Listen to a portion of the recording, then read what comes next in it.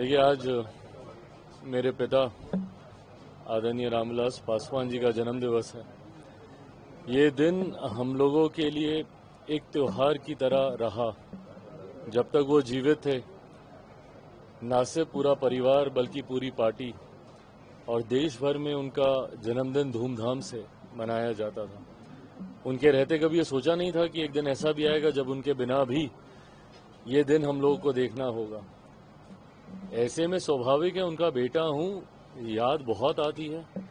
बीते वर्षों की वो तमाम तस्वीरें दिमाग से गुजरती हैं जो समय उनके साथ आज के दिन हम लोग बिताया करते थे। पर उन्हीं से ही प्रेरणा लेकर उन्हीं के ही विचारों पर आगे चलने का कार्य कर रहा हूँ। ऐसे में आज का दिन पार्टी के हर एक नेता, हर एक कार्यकर्ता के लिए एक संकल्प दिवस के तौर पर भी है कि उन्होंने जो सामाजिक न्याय को लेकर, बिहार को विकसित राज्य बनाने को लेकर, समाज के वंचित शोषित वर्ग से आने वाले लोगों को मुख्यधारा के साथ जोड़ने को लेकर जो विचार उनके रहे, उसको किस तरीके से मजबूती से धरातल पर हम लोग उतार सकें। मुझे लगता है उनके विचारों को, उनके आदर्शों को पूरा करना ही सही मायनों में उनको श्रद्धांजलि देना होगा। और इसी सोच के साथ लोक जनशक्ति पार्टी रामविलास का हर एक कार्यकर्ता आगे बढ़ने का कार्य कर रहा है। हर साल की तरह इस साल भी उनकी कर्मभूमि हाजीपुर में, जब से वो गए हैं तब से हम लोगों ने उनका जयंती दिवस हमेशा उनकी कर्मभूमि हाजीपुर में मनाने का काम किया। और उनकी पुण्यतिथि, उनकी जन्मभूमि शहर बन्नी में हम लोग हर साल मनाते हैं। तो हर साल की तरह आज फिर से हाजीपुर में हम लोग उनका जयंती दिवस मनाने जा रहे हैं। और शाम को जरूर एक कार्यक्रम और इस बार हम लोगों ने जोड़ा है, पिछले साल से हम लोगों ने जोड़ा है। बीटो करके एक संस्था है, बिहार इंटरनेशनल ट्रेड ऑर्गेनाइजेशन, जो मेरे द्वारा 2023 में शुरू की गई थी। ये एक ऐसा मंच है जो प्रवासी बिहारियों को एक माध्यम देता है अपने राज्य के लिए कुछ करने के लिए, अपने राज्य के साथ जुड़ने के लिए। जब मैं विदेशों में जब मैं ट्रैवल करता हूं तो बिहारी डायस्पोरा के लोग मुझसे वहां पे मुलाकात करते हैं और सबकी भावना है कि हम लोग तो यहाँ पर आके अपनी परिस्थिति काफ़ी बेहतर कर लिए, पर हम लोग अपने राज्य के लिए कुछ करना चाहते हैं, पर वो माध्यम नहीं है। उसी सोच के साथ हम लोगों ने बीटो की हम लोगों ने शुरुआत की। बीटो के माध्यम से विदेशों में रह रहे बिहारी जो अपने राज्य के लिए कुछ करना चाहते हैं, इंफ्रास्ट्रक्चर के लिए, शिक्षा के लिए, स्वास्थ्य के लिए, इन तमाम विषयों के लिए, उनको हम लोग एक मंच देते हैं और उस माध्यम से हम लोग उनकी पहल को, उनकी सोच को आगे बढ़ाने का हम लोग कार्य करते हैं। पिछले साल बीटो का ये पहला कार्यक्रम जो अस्मिता दिवस के तौर पर हम लोगों ने दिल्ली की संसद में हम लोगों ने मनाने का कार्य किया था। आज बिहार में पहली बार बीटो को औपचारिक तौर पर मैं बिहार के लिए समर्पित करूंगा, उस सोच को बिहार की जनता के सामने रखूंगा। तो ये दूसरा अस्मिता दिवस आज शाम को ऊर्जा भवन में बीटो के तमाम सदस्यों के द्वारा मनाया जाएगा। वोटरों को पूर्ण निरीक्षण को लेकर अब आपसे भी आग्रह किया जा रहा है कि चिराग पासवान आगे वो भी काटे जाएंगे इस पूर्ण निरीक्षण को लेकर। जो लोग मुझसे आग्रह करें मैं उनसे भी आग्रह करता हूं कि आप लोग भी आगे आइए, सिर्फ इसको राजनीतिक विषय मत बनाइए। ये एक सैनिटाइजेशन का एक ऐसा प्रोसेस है जिसकी प्रक्रिया का पालन करना समय समय पर पालन होता भी रहा है और करना जरूरी भी है। आपको इस बात को सुनिश्चित करना है कि जो सही आपके वोटर हैं, सिर्फ उन लोगों को मतदान का अधिकार मिले। कई बार देखा गया है जिनका निधन हुए, दशकों बीत गए, उनके नाम पे भी पर्चियां कट रही हैं। कई बार देखा जाता है कि जो स्थानीय नहीं है उनके नाम पर भी, उनका नाम भी वोटर लिस्ट में है। तो ऐसे में एक ऐसी प्रक्रिया और जिसको जितना सरल हो सके बनाने का प्रयास किया गया। पर अगर उसके बाद भी जिस तरीके से हम लोग के पास भी अगर कोई आता है तो हम लोग पूरी तरीके से प्रशासन से बातचीत कर कर उसकी मदद करने का प्रयास करते हैं। भाई अगर कोई गांव में व्यक्ति रह रहा है, अड़ोस पड़ोस के लोग हैं, उसको जान रहे, पहचान रहे कि भैया 50 साल से ये व्यक्ति यही है, पीढ़ी दर पीढ़ी हम लोग इसको जान रहे, कैसे कठिनाई होगी भाई? व्यवस्था तैयार हो जाती है, हम लोग भी मदद कर रहे हैं। अगर किसी की कागज पत्री नहीं है तो उसको वंस एंड फॉर ऑल तैयार कर दिया जाए ताकि भविष्य में भी उसको ये दिक्कत नहीं है। आज नहीं तो कल धीरे धीरे ये प्रक्रिया होगी ही होगी।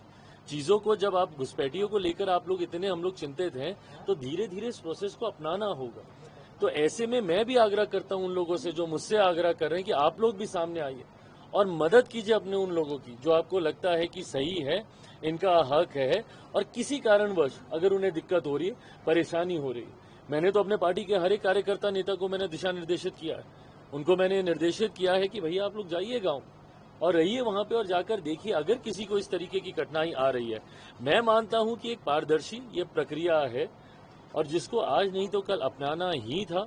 इस प्रोसेस का होना जरूरी है ताकि उन लोगों के साथ अन्याय ना हो जो दूसरों की वजह से इस सूची से बाहर हो जाते हैं। चिराग जी, कल उद्योगपति गोपाल खेमका की हत्या कर दी जाती है, उसके पहले उनके बेटे की हत्या कर दी। अपोजिशन ये लगातार सवाल उठा रहा है कि ये कौन सा जंगल राज है। नहीं, देखिए ये चिंता तो है, इसके ऊपर मैं कोई इस सवाल को मैं छुपाने का या इस प्रश्न से भागने का प्रयास ना मैं करूंगा ना हमारी सरकार को करना चाहिए। ये बहुत बड़ी चिंता का विषय है। अगर एक शहरी इलाके में इस तरीके से खुले आम इतनी बड़ी घटना को अंजाम दे दिया जाता है जहां पे व्यवस्था सब अगल बगल है, थाना बगल में है, बड़े बड़े अधिकारी आसपास रहते हैं, अगर इतने पौष इलाके में अगर इस तरीके की घटना घट रही है तो ये बहुत अत्यंत गंभीर विषय है। मैं सरकार के भी मैं संपर्क में हूं, स्थानीय प्रशासन के भी मैं संपर्क में हूं। शाम तक तमाम जानकारी अपने संज्ञान में लेकर पुनः मैं इसके ऊपर अपनी बातों को रखूंगा, पर इस तरीके की घटना चिंता को बढ़ाने का कार्य करती है। परिवारजन का कहना है कि जब हम लोग सेफ नहीं है तो कौन सा सरकार है जो हमें सेफ। मैं बिल्कुल उनकी बात से सहमत हूं। अगर परिवार को अगर इस बात का भय है कि अगर वो सेफ नहीं है तो कौन सेफ है, बिल्कुल सही बात है। और वो भी एक ऐसा परिवार जिस परिवार के साथ ये घटना पहले घट चुकी है, उसके बावजूद उसी परिवार के साथ तो क्या स्थानीय प्रशासन के द्वारा उस परिवार को सुरक्षा दी गई?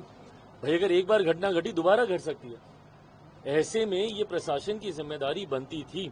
लापरवाही कहां हुई है, इन तमाम विषयों की जानकारी लेकर मैं पुनः अपनी बातों को आपके समक्ष चिराग रखूंगा। पासवान हमेशा लॉ एंड ऑर्डर को लेकर सवाल उठाए, चाहे वो सरकार में रहे या सरकार के बाहर रहे। चिराग, इस पर भी क्या आप मुख्यमंत्री से इस पूरे विषय को लेकर बातचीत करेंगे? क्या कोई मुलाकात होगी? क्योंकि क्रिमिनल एक्टिविटीज हो रहे हैं। नहीं, मैं बिल्कुल मैं बातचीत करूंगा। जैसा मैंने कहा, मेरे लिए भाई किसी गांव में भी एक घटना घट रही है, एक भी अगर प्रदेश में हत्या हो रही है तो वो हमारी सरकार के लिए चिंता का विषय होना चाहिए। आप आंख मूंद कर नहीं बैठ सकते हैं ऐसे विषयों को लेकर। आपके लिए ये चिंता का विषय होना चाहिए। कोई भी घटना इसीलिए नहीं कि एक बड़े व्यापारी थे इनके साथ घट गई, अगर गांव में भी अगर किसी गरीब के साथ ये घटना घट रही है तो वो भी उतनी ही बड़ी चिंता का विषय होना चाहिए। और ये सुशासन का राज रहा है। कैसे असामाजिक तत्वों को हाल फिलहाल के दिनों में इतना बल मिल गया कि वो आपराधिक घटनाओं को एक के बाद इस तरीके से अंजाम दे रहे हैं। इसमें सरकार को गंभीर होना होगा। जिस सरकार का मैं समर्थन कर रहा हूं, सरकार का मैं हिस्सा नहीं हूं, पर जिस सरकार का मैं समर्थन कर रहा हूं, मैं जरूर एक बार उनसे भी बातचीत करूंगा, जानकारी लेकर, स्थानीय प्रशासन से जानकारी लेकर। शाम तक मैं पुनः अपनी बातों को इस विषय पर रखूंगा क्योंकि ये चिंता का विषय है, इसको हल्के में नहीं जाने दिया जा सकता। हिंदी भाषा को लेकर महाराष्ट्र में जिस तरीके से बयानबाजी हो रही है और कहा जा रहा है हिंदी भाषा यहाँ नहीं रहेंगे, हिंदी लोग नहीं रहेंगे, यूपी बिहार के लोग यहाँ नहीं रहेंगे। देखिए, मैं हर भाषा का मैं समर्थन करता हूं और मैं सम्मान करता हूं, और भारतीय भाषाओं की खूबसूरती ही यही है कि अलग अलग प्रदेशों में अलग अलग भाषाएं बोली जाती हैं।